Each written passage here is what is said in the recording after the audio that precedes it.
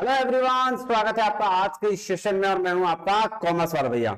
हाँ जी, देखिए जी, last class हमारा जो है introduction to international business start हुआ था, जिसमें पेपर टू कॉमर्स जो है जेट के लिए भी और यूसी नेट के लिए भी, ये दोनों जो है हमारा इसमें क्या चल रहा है सर, सीरीज चल रहा है। पेपर वन का सीरीज चल रहा है, इसके साथ साथ मैंने सोचा पेपर टू कॉमर्स की भी कुछ सीरीज शुरू करते हैं। तो आज हम लोग फिर से एक नया यूनिट शुरू करने जा रहे हैं, जो है ह्यूमन रिसोर्स मैनेजमेंट। तो सर, ह्यूमन रिसोर्स मैनेजमेंट क्या होता है, आइए उसकी डिटेल में चर्चा करते हैं। देखिएगा, जब एक एक करके सारा यूनिट धीरे धीरे करके इंट्रोडक्शन कंप्लीट होगा, तो सारी वीडियोस धीरे धीरे करके अपडेट होके आएंगे। तो टेंशन नहीं लेना है, मजे में वीडियो देखें, है ना।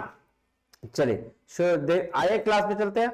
चलिए, ये देखिए देखिए सर, क्लास में चलने से पहले क्या करना है, टेलीग्राम चैनल आपको ज्वाइन कर लेना है, कॉमर्स वाला भैया भाई NWP, क्योंकि यहाँ पे सारा पीडीएफ में अपलोड कर देता हूं। इसके साथ चैनल को सब्सक्राइब कर लीजिएगा अगर आप चैनल पे नए हैं तो। ठीक है जी, समझ में आ गया बात जी। सर, कोई दिक्कत परेशानी हो रही है तो इस नंबर पे आप व्हाट्सअप कर सकते हैं। आइए चलते हैं। अगर मैं बात करूं ह्यूमन रिसोर्स मैनेजमेंट की, किसकी बात कर रहा हूं, ह्यूमन रिसोर्स मैनेजमेंट की, तो मैं एक एग्जांपल आपको देता हूं, आप समझने की कोशिश करिएगा। उसके बाद फिर हम लोग चलेंगे डेफिनेशन में। ठीक है, चलिए। आप मान लीजिए आप क्या मानेंगे, आपका नाम मिस्टर आर है। क्या है, मिस्टर आर। और आपका एक रेस्टोरेंट है। क्या है, ये रेस्टोरेंट है ना। बड़ा शानदार सा रेस्टोरेंट है, वो थोड़ा ड्राइंग देख लेना। बड़ा शानदार सा रेस्टोरेंट है, आर रेस्टो। ठीक है, जबरदस्त तरीके से चल रहा है, एकदम धांसू बिजनेस कर रहा है। क्या कर रहा है, धांसू बिजनेस कर रहा है। अब ये क्या है, रेस्टोरेंट है ना, बस समझ लेना है, ये धांसू बिजनेस कर रहा है। अब आप क्या सोच रहे हो कि आप अलग अलग 5-6 सिटीज में रेस्टोरेंट खोलोगे। अब आपके दिमाग में क्या चल रहा है कि यार मेरा रेस्टोरेंट तो बड़ा हैवी चल रहा है, बहुत सारा पैसे मैंने कमा लिए, हम क्या करेंगे किसी अदर सिटीज में, चलो मान लो 10 सिटीज में एक साथ हम सारा रेस्टोरेंट खोलेंगे। क्या करेंगे, रेस्टोरेंट खोलेंगे। अब हमने जब ये देख लिया कि 10 सिटीज में क्या करना है, ओपन करना है क्या, रेस्टो, है ना जी। अब मुझे एक बात बताना, आपको तो आइडिया लग गया क्या कि सर एक रेस्टोरेंट में इतने लोगों की जरूरत है, जिसमें सारे के सारे आ जाते हैं, चाहे वो शेफ हो, चाहे वो वेटर हो, चाहे वो बिल काटने के लिए आपका मैनेजर हो, चाहे वो कैशियर हो। कितने लोगों की जरूरत है, आपको आइडिया लग गया है सर, बिल्कुल लग गया है। अब मुझे एक बात बताना, ध्यान से समझना चीजों को, मैं बता रहा हूं यही चीज है आपका ह्यूमन रिसोर्स मैनेजमेंट, ध्यान समझना। अब आपको जब आइडिया लग गया है, तो आपको ये आइडिया लग जाएगा कि 10 सिटीज में अगर आपको रेस्टोरेंट ओपन करना है, ठीक है, क्या करना है, 10 सिटीज में रेस्टोरेंट ओपन करना है, तो भाई साहब आपको कितने लोगों की जरूरत पड़ेगी, क्या होगा, कितने लोगों की जरूरत पड़ेगी। फॉर एग्जाम्पल, मान लो 10 सिटीज है, तो आपको, आपने ये माना कि एक सिटीज में 10 लोग चाहिए, तो 10 सिटीज में कितने हैं, 100 लोग चाहिए। 100 लोग ऐसे चाहिए जो काम करने वाले हो, नहीं जी। अब इसमें क्या क्या हो सकता है, आप 20 शेफ रखोगे, है ना, मान लो कि 60 वेटर रखोगे, है ना, मान लो कि 10 जो है मैनेजर रखोगे, हर रेस्टोरेंट पे एक एक मैनेजर। और मान लो 10 ऐसे पर्सन होंगे जो आपके बिल को काटेंगे, यानी बिल रिसीव करेंगे। हो गया 100, 20, 60, 100 हो गया जी सर, सब पता है हमको, बिल्कुल सही बात है। अब देखो, ये जो आपने पूरा का पूरा एनालिसिस करके जो प्लान किया कि मैं 10 सिटीज में इतने लोग रखूंगा, इतने लोगों की जरूरत पड़ेगी, मैं 10 रेस्टोरेंट ओपन करूंगा, इसको कहते हैं भाई साहब ह्यूमन रिसोर्स की प्लानिंग। क्या कहते हैं, ह्यूमन रिसोर्स की प्लानिंग कहते हैं। ठीक है, चलो, एक तो ये हो गया। अब आ जाओ दूसरे बार में, दूसरा क्या हो गया सर, दूसरा आते हैं इसमें, क्या हो गया, अरे यार पेज ऐड नहीं हो रहा, 1 मिनट रुकना भाई, पेज देखता हूँ, कोई ऐड कर लेता हूँ।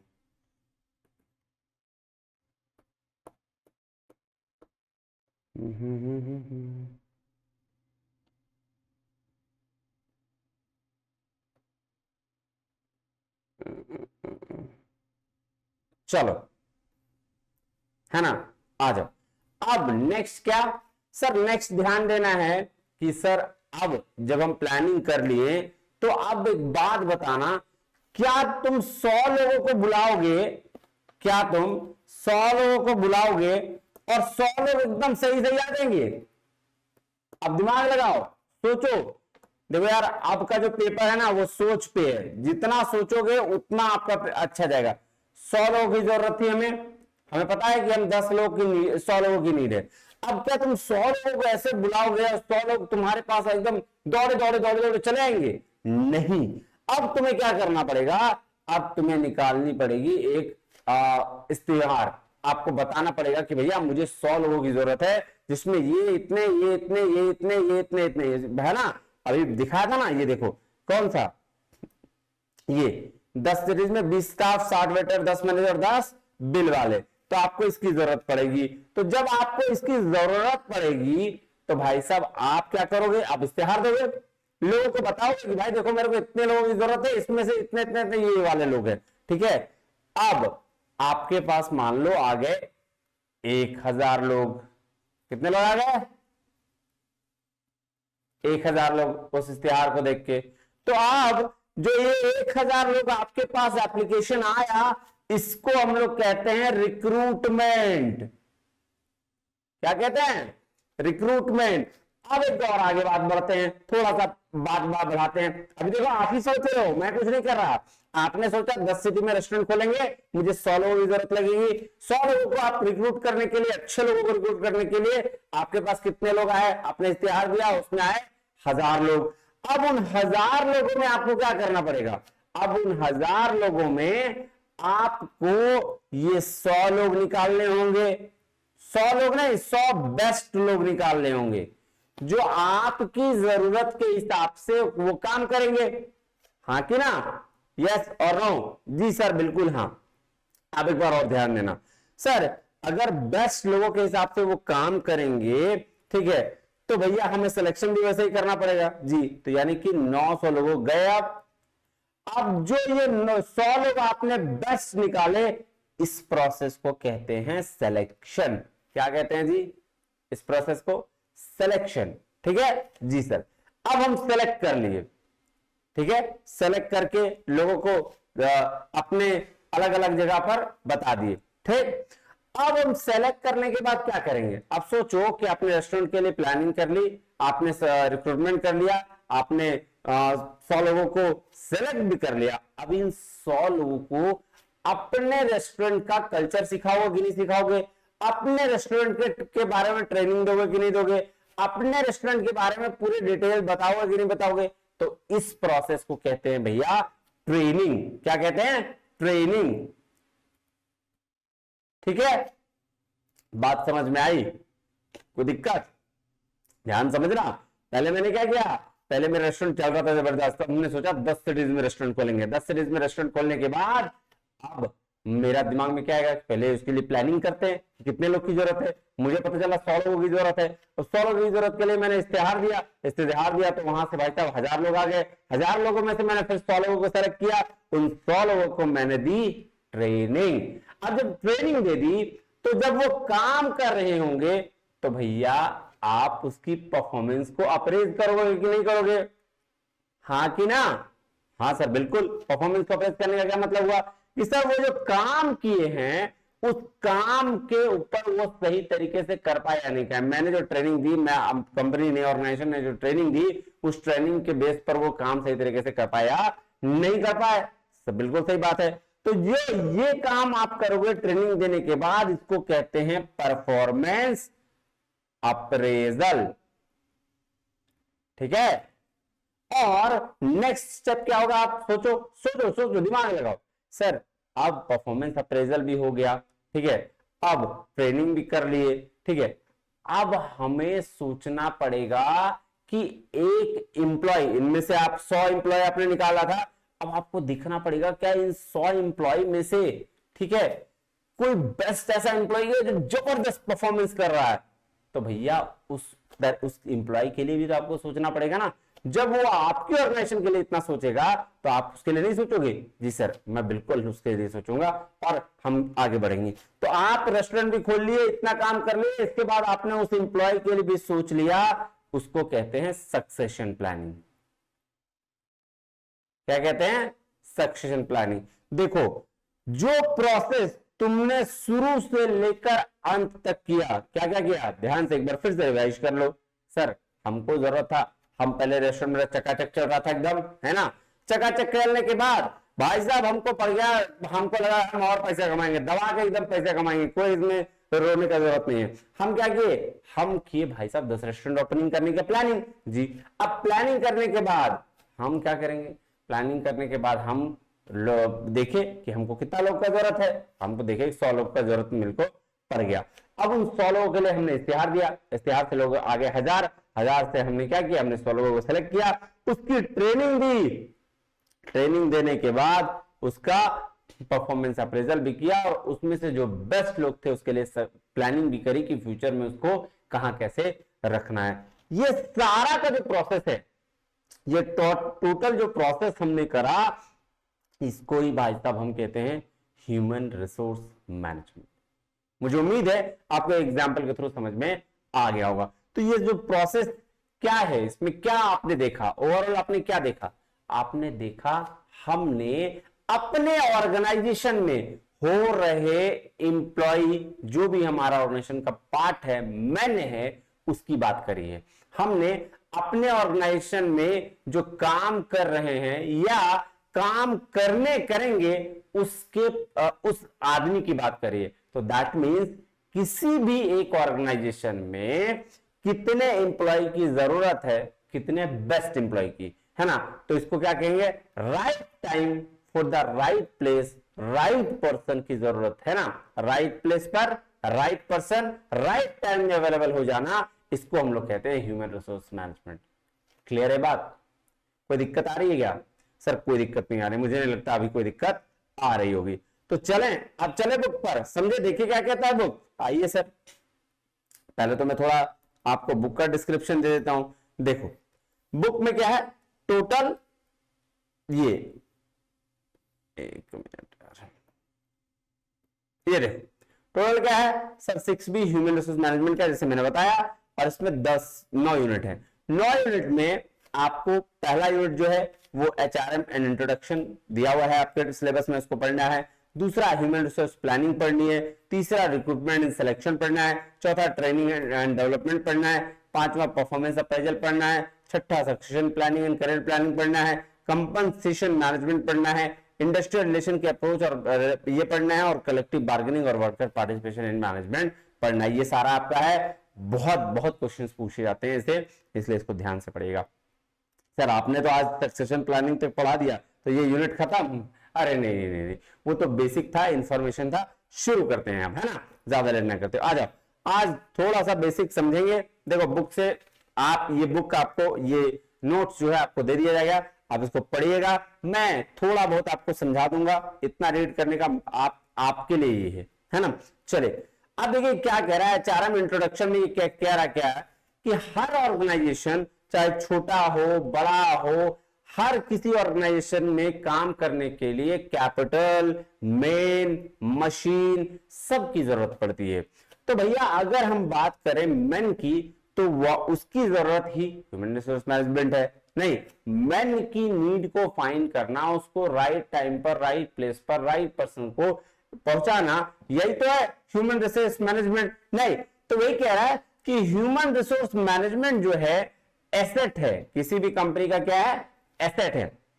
कह रहा है they are put to good use, अगर उसको सही यूज में लगाया जाए तो they can deliver excellent results. अब जैसे फॉर एग्जांपल मान लो ऐसा, मान लो भी तुम रेस्टोरेंट खोल रहे थे, उस रेस्टोरेंट में सैफ का काम जो था और वेटर कर देता, और वेटर का काम सैफ कर देता, तो फिर अरे सर फिर तो रेस्टोरेंट जो है ना एकदम चकाचक चल जाता ऊपर है ना जी। तो इसीलिए रेस्टोरेंट आपका चलेगा तब जब आप सही इंसान को सही जगह पे प्लेस करेंगे। तो वही कह रहा है कि अगर इसको सही यूज में लगाया जाए इंसान को, तो वो एक्सेलेंट रिजल्ट दे सकता है। चलिए अब क्या है, क्या the real challenge is managing human resource lies in motivating them. तो चैलेंज कहां आते हैं कि ह्यूमन रिसोर्स को मोटिवेट करके रखने में। To get the best out of the people the employer needs to involve them, trust them and encourage them to come out winning ideas and useful suggestion. बहुत बड़ी अच्छी बात कही है इसने बोला कि भाई साहब अगर आपको किसी भी ऑर्गेनाइजेशन में अपने इंसान को यानी कि ऑर्गेनाइजेशन में जो पीपल है उसको जीतना है, उसको मोटिवेट रखना है, तो आपको क्या करना पड़ेगा, आपको उस पर ट्रस्ट करना पड़ेगा, आपको इंकरेज करना पड़ेगा, आपको उनके आइडिया, उनके सजेशंस को मानना पड़ेगा, समझना पड़ेगा, सुनना पड़ेगा। तब क्या होती है, तो एक ऑर्गेनाइजेशन बिल्डअप पे जाती है, तब एक ऑर्गेनाइजेशन आगे बढ़ती है। चलो देखिए क्या कह रहा है they must be treated Fairlie and equally. ये बात भी सही है, उनको इक्वल तरीके से अगर आप ट्रीट करेंगे तो भाई साहब वो आपके लिए भी जान दे देंगे। नहीं, एक ऑर्गेनाइजेशन अगर वो उसको अच्छी तरीके से ट्रीट करती है तो जो वहां के लोग होते हैं वो भी मेहनती होते हैं, वो भी काम करने में एक्साइटमेंट दिखाएंगे, वो भी अच्छी तरीके से काम करेंगे और आपके ऑर्गेनाइजेशन को लेके जाएंगे ऊपर। चलो देखो डेफिनेशन दिया है, कुछ डेफिनेशन देखें।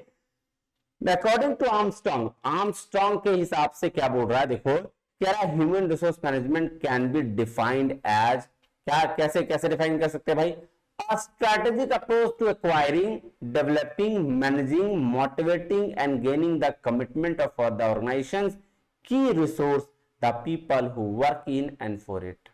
देख रहे हो सिंपल काम क्या कह रहा है, एक ऐसा स्ट्रेटेजिक अप्रोच जो जो इंसान को एक्वायर करने में, डेवलप करने में, मैनेज करने में, मोटिवेट करने में, गेन करने में एक कमिटमेंट दे कि भाई साहब ऑर्गेनाइजेशंस के लिए वो क्या करेगा, काम करेगा और ऑर्गेनाइजेशंस में काम करेगा, के लिए ऑर्गेनाइजेशन में काम करेगा। तो ये आर्मस्ट्रॉन्ग का डेफिनेशन था। डेल ऑर्डर देखो क्या कहते हैं, क्या है, the management of the human resource is viewed as a system in which participants seek to attain both individual and group goals। तो भाई साहब ये इनका अलग है सोच है, इनका सोच क्या है कि भैया मैनेजमेंट क्या है, ह्यूमन रिसोर्स को एक सिस्टम की तरह देखते हैं जहां पार्टिसिपेंट क्या करेंगे, पार्टिसिपेंट अटेन करेंगे क्या, इंडिविजुअल और ग्रुप गोल दोनों को। ग्रुप गोल मतलब बहुत सारे लोगों को, और मतलब ऑर्गेनाइजेशन में बहुत सारे लोग तो ऑब्वियसली होते हैं,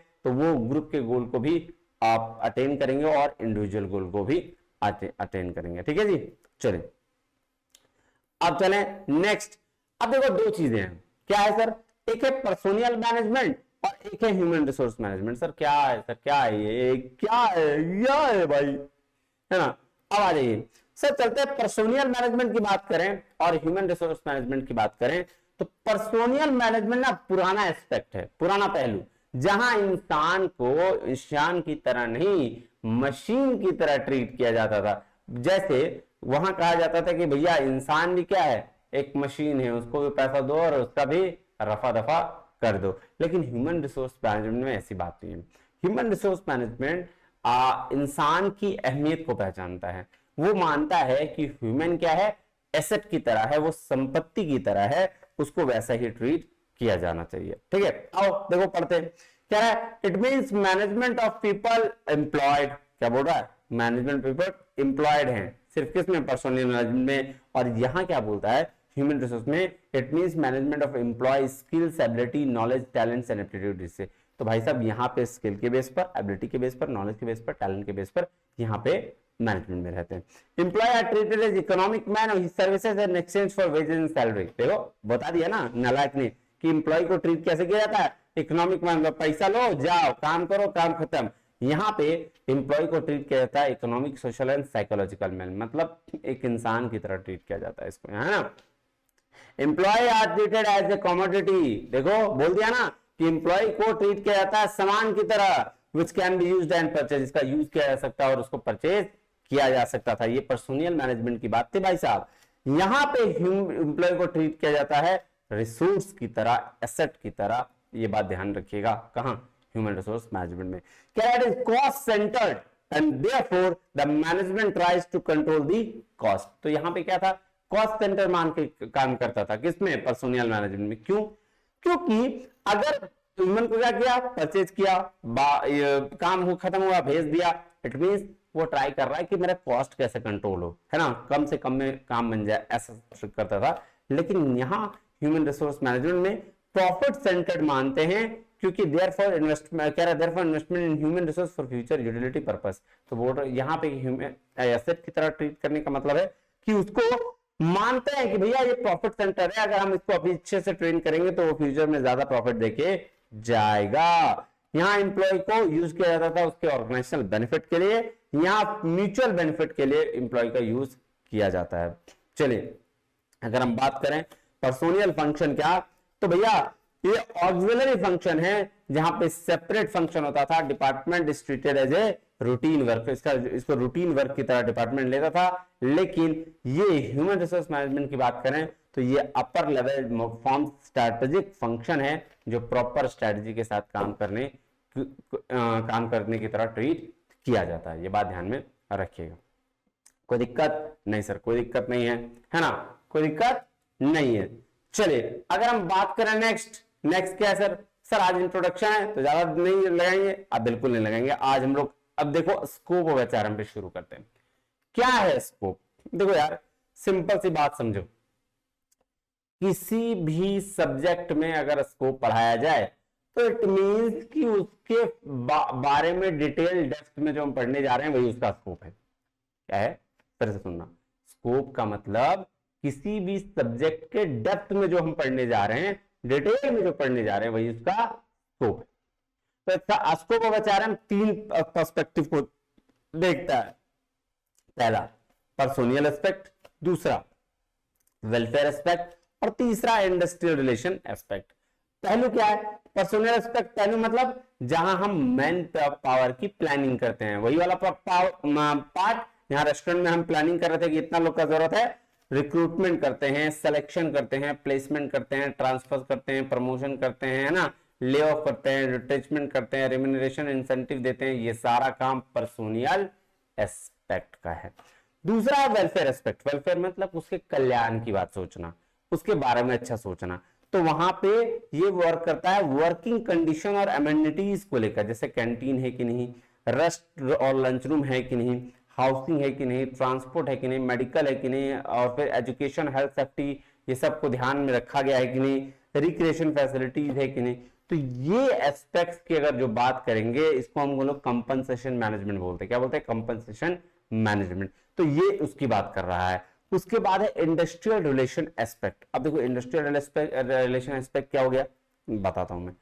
इंडस्ट्रियल रिलेशन एस्पेक्ट हो गया कि जो वर्कर्स और ऑर्गेनाइजेशन के बीच में जो सारे चीज हमें पढ़ने हैं, जो कॉन्सेप्ट्स पढ़ने हैं, उसकी बात करता है इंडस्ट्रियल रिलेशन एस्पेक्ट। कोई दिक्कत, परेशानी, तकलीफ है ना, है कि नहीं है? सर क्या तकलीफ रहेगा, क्यों झूठ मूठ दे रहे? अब सर इसमें कौन सा है? इसमें जो आपको पढ़ाए जाते हैं वो यूनियन मैनेजमेंट रिलेशन पढ़ाए जाते हैं, ठीक है, कलेक्टिव बार्गेनिंग पढ़ाए जाते हैं, ग्रीवांस और डिसिप्लिनरी चीजें पढ़ाई जाएगी, सेटलमेंट ऑफ डिस्प्यूट कैसे करते हैं वो पढ़ाया जाएगा। उसके बाद है डेवलपमेंट एस्पेक्ट। डेवलपमेंट एस्पेक्ट में ट्रेनिंग डेवलपमेंट होता है, सक्सेशन करियर प्लानिंग होता है, आइडेंटिफिकेशन ऑफ स्पेशल टैलेंट्स होता है। तो इसी को तो सक्सेशन प्लानिंग कहते हैं। नहीं तो ये आपका जो आगे पढ़ेंगे उसका डेप्थ है, डिटेल है, आप इसको समझिएगा। अब एक बार ऑब्जेक्टिव्स में चलें सर, बिल्कुल चलिए। देखिए ऑब्जेक्टिव्स, उद्देश्य क्या है एचआरएम का? तो सबसे पहला अगर हम बात करें तो पहला ऑब्जेक्टिव है सोशल ऑब्जेक्टिव, समाज के प्रति क्या, सॉरी सोसाइटल ऑब्जेक्टिव्स, है ना, to manage human resources ethically और सोशली रिस्पॉन्सिबल मैनर। ये भी बात सही है कि अगर आप किसी इंसान को काम करवा रहे हो तो ऐसा नहीं कि 20-20 घंटा 15-15 घंटा तक करवाई रहो और पैसा भी ना दो, है ना, आप उसको इथिकली और सोशली रिस्पॉन्सिबल इंसान की तरह काम कराओ। 8 घंटे 10 घंटे काफी है। To ensure compliance with the legal ethical standards, ये भी बात ध्यान में रखना है कि स्टैंडर्ड मेंटेन करना है आपको लीगली और ethically. To minimise the negative impact of societal demands upon the organisation, ये भी आप सही कह रहा है कि आपको कम कर देना है जो नेगेटिव इंपैक्ट है सोसाइटल डिमांड्स का ऑर्गेनाइजेशन में। तो ये सोसाइटल ऑब्जेक्टिव्स हो गए। दूसरा है ऑर्गेनाइजेशनल ऑब्जेक्टिव। अब ये देखो सबसे बड़ा इंपॉर्टेंट चीज है, क्या है आइए देखते हैं। HR department like any other department is an organization should focus achieving the goals of the organization first. If does not meet this purpose, HR department cannot exist in the long run. देखो यार इंसान के पास सबसे ज्यादा क्षमता होती है ना, क्षमता इंसान के पास अगर ज्यादा है तो भाई साहब सोचने का काम भी कौन करेगा, इंसान करेगा, और इंसान मतलब ह्यूमन रिसोर्स, और ह्यूमन रिसोर्स डिपार्टमेंट अगर गोल को अचीव करने की बात पहले नहीं सोचेगा तो कौन सोचेगा। तो वही कह रहा है कि अगर ऑब्जेक्टिव को अचीव करना है तो एचआर डिपार्टमेंट को सबसे पहले इसके बारे में सोचना होगा, और अगर एचआर डिपार्टमेंट ऐसा नहीं कर पाता है तो फिर बहुत ज्यादा एचआर नहीं चल पाएगा फ्यूचर लॉन्ग रन में। दूसरा कह रहा है HR department should recognise its role in bringing about the organisational effectiveness. ये भी बात बिल्कुल सही है कि कौन सा पर्सन कौन सा सही काम कर सकता है ये एचआर डिपार्टमेंट ना डिसाइड करेगा बचवा, नहीं जी। HRM is not end itself, it only means to assist the organisation with the primary objectives. बोला भाई साहब खुद में अंत नहीं है एचआरएम का। एचआरएम का मतलब है कि ऑर्गेनाइजेशन को असिस्ट करते रहना प्राइमरी ऑब्जेक्टिव्स के लिए, मतलब पर्पस मत भूलने देना बच्चा। रेस्टोरेंट में खाना बनाना आ रहा है शेफ को, अब शेफ पता चल रहा है गाना बजा के हो जाए कि बल्ले बल्ले, नहीं ऐसा नहीं करना है। रेस्टोरेंट खोल रहे हो हमेशा शेफ को बताना है भाई खाना अच्छे से बनाई हो, नहीं तो फिर तुम गई हो, नहीं ये वाली बात है। चलिए तीसरा है फंक्शनल ऑब्जेक्टिव। फंक्शनल मतलब काम को लेकर, है ना, काम को लेकर क्या है, क्या maintain the HRM department contribution at level appropriate to the organisation needs, resources are wasted when HRM is either more or less sophisticated or suit organisational demand. 100% सही बात है कि अगर काम के बेसिस पर हम अच्छी तरीके से रिसोर्स मैनेजमेंट की या रिसोर्सेज की प्लानिंग नहीं करते हैं ह्यूमन रिसोर्स का, तो भैया वो देखिए फॉर एग्जांपल समझो मान लो 10 लोगों की जरूरत है और तुमने 15 को रिक्रूट कर लिया है, ठीक है, आपने सही से प्लानिंग नहीं करी, 10 में काम बन सकता था, आपने 15 को रिक्रूट कर लिया, तो भैया 5 लोग जो होंगे वो वेस्टेज होंगे, और वेस्ट होगा तो कॉस्ट बढ़ेगा, कॉस्ट बढ़ेगा तो ऑर्गेनाइजेशन का लॉस होगा, दिक्कत होगा, ठीक है, ये वाली चीज कह रहा है। The department level of service must be tailored to fit an organisation itself, ठीक है, क्या बोल रहा है, डिपार्टमेंट लेवल क्या है, टेलर्ड होना चाहिए, फिट होना चाहिए, जैसा वो ऑर्गेनाइजेशन को सर्व कर सकता है। HRM should employ the skills and abilities of the workforce efficiently, ये भी बात बिल्कुल सही है कि अगर आप ह्यूमन रिसोर्स मैनेजमेंट कर रहे हैं तो आप क्या करेंगे भैया, स्किल्स और एबिलिटीज वाले पर्सन को ढूंढेंगे ताकि वो ज्यादा प्रोडक्टिविटी क्रिएट कर पाए। नेक्स्ट क्या है, नेक्स्ट है HRM should aim at providing the organization with a well trained and well motivated employees, ये भी बात बिल्कुल सही है कि HRM को हमेशा मोटिवेशन के लिए कुछ ना कुछ ऑर्गेनाइजेशन के द्वारा ट्रेनिंग दी जाए। कुछ पर्सनल ऑब्जेक्टिव्स हैं, क्या है पर्सनल ऑब्जेक्टिव्स, कह रहा है HRM should increase employee job satisfaction. अब सर देखिए जॉब सेटिस्फैक्शन कैसे होगा, जब एम्प्लॉय को अच्छी कंडीशंस दी जाएंगी, वर्किंग कंडीशंस अच्छा होगा, अच्छी सैलरी होगी, अच्छा अप्रेजल मिलेगा, तो फिर वर्किंग कंडीशन खुद ब खुद तो हो जाएगा सही। नहीं, HRM should also meet the self actualisation needs. अब देखो सेल्फ एक्चुअलाइजेशन नीड्स मतलब, अब भाई साहब ऐसा है कि हम काम कर रहे हैं हमको सेटिस्फेक्शन ही नहीं हो रहा है, तो सेल्फ एक्चुअलाइजेशन नीड की ऐसा नीड जो आपको हमेशा खुद में मतलब काम करने के लिए प्रेरित करे, वैसा नीड को भी फुलफिल करना चाहिए। चलिए HRM should assist the achieving their personal goal, ये भी बात बिल्कुल ध्यान रखनी चाहिए कि ह्यूमन रिसोर्स मैनेजमेंट ने उसके पर्सनल गोल को भी कंप्लीट करना है, इसको लेके इंक्लूडिंग ऑर्गेनाइजेशनल गोल, ये भी बात ध्यान में रखना है। नेक्स्ट कह रहा है HRM should develop maintain quality of work life. देखो ये काम उनका है, अगर आप एचआरएम ह्यूमन रिसोर्स मैनेजमेंट की बात करें तो अगर जो ह्यूमन रिसोर्स मैनेजर जो होगा वो क्या करेगा, वो क्वालिटी और जो क्वालिटी लाइफ होगा, वर्क लाइफ होगा, जो क्या कहते हैं इसको काम करने का तरीका होगा, उन सारे चीजों को डेवलप और मेंटेन करेगा, ये बात ध्यान में रखिएगा, ठीक है, कोई दिक्कत परेशानी तकलीफ नहीं जी। तो ये था आज बेसिक चीजें, ऑब्जेक्टिव देख लिया, स्कोप देख लिया, अब अगले क्लास में हम इसको और अच्छे से पढ़ेंगे और डिटेल में पढ़ेंगे। आज के लिए इतना ही छोड़ देते हैं, हाँ मिलते हैं अगले वीडियो में, तब तक के लिए बहुत बहुत धन्यवाद, थैंक यू वेरी मच, जय हिंद।